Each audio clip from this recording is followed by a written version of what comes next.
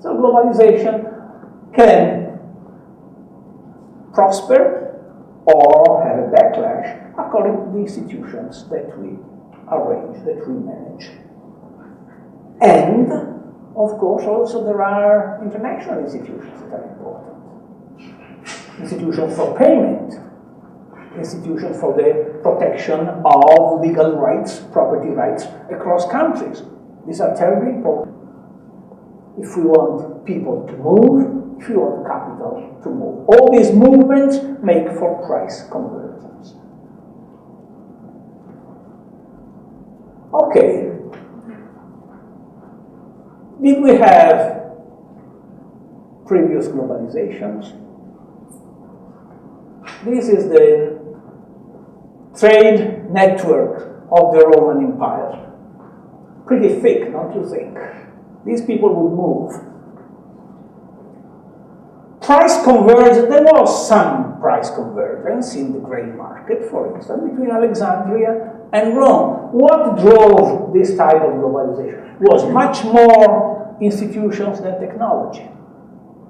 Was institutions, for instance, because the Romans learned that piracy was killing international transactions or navigations across the Mediterranean. So they created a powerful fleet and they actually destroyed piracy. In doing so, they brought down the cost of transporting grains, for instance, from Alexandria. It was a big trade. Alexandria of Egypt to Rome, and in order to feed the city. We have very few prices in about the Roman Empire, but what prices we had? We had a little evidence that there was actually price convergence, but not so much. This is the Europe's medieval network around the year 1100. Again, quite a lot. Let's move on. This is how the Chinese traded from Beijing to Syria, about 700 AD.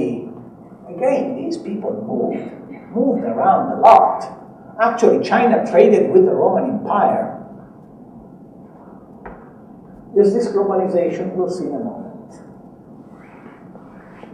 The Silk Road, you know, it's something we've been talking about. This is the Silk Road at about 1300. Now, what happens?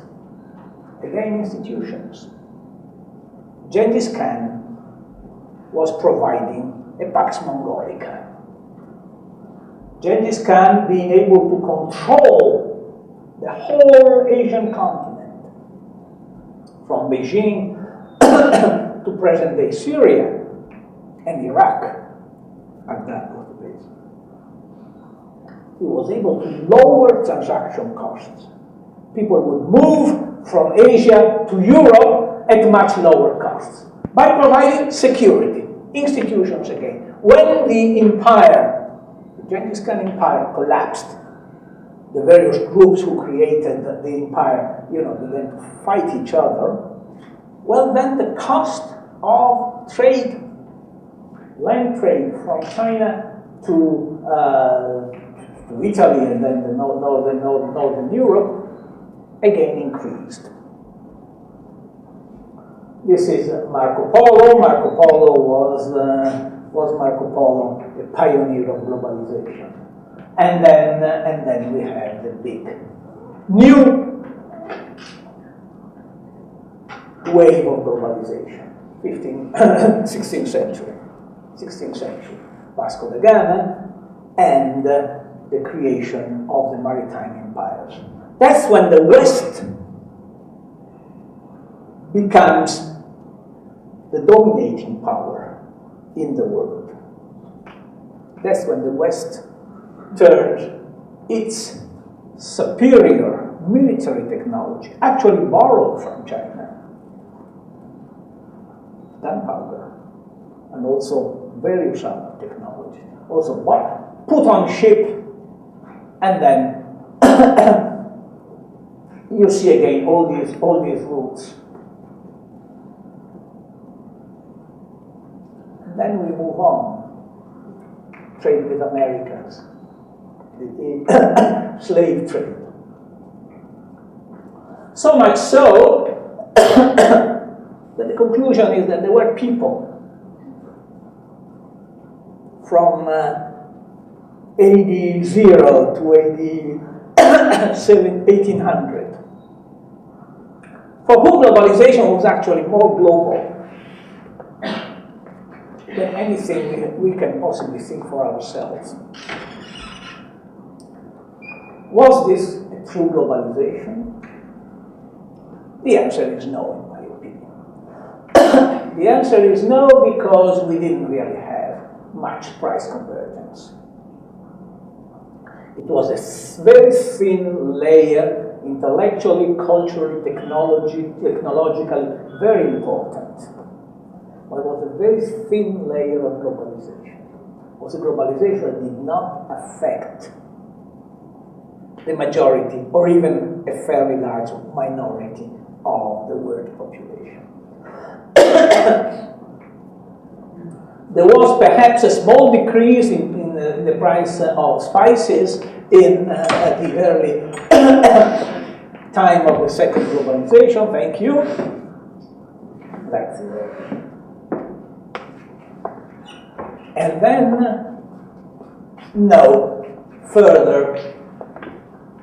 Actually, that's the time when we begin to have this great divergence, what we call in GDP per capita, between the West and the areas of, particularly Asia, which was the other rich area in the world before globalization. Okay, why? There was very little. There were a lot of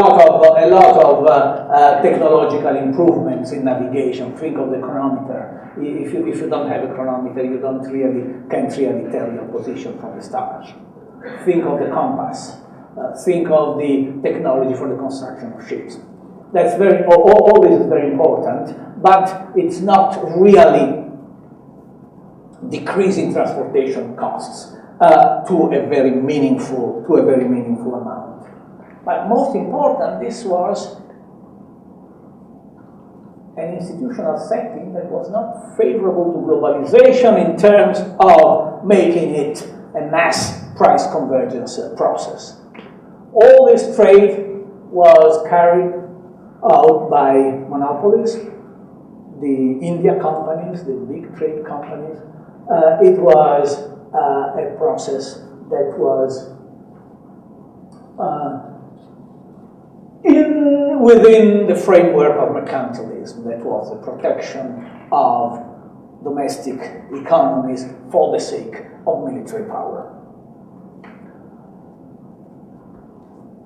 So all this trade, the benefits of all this trade accrued much more to government and producers than to local consumers.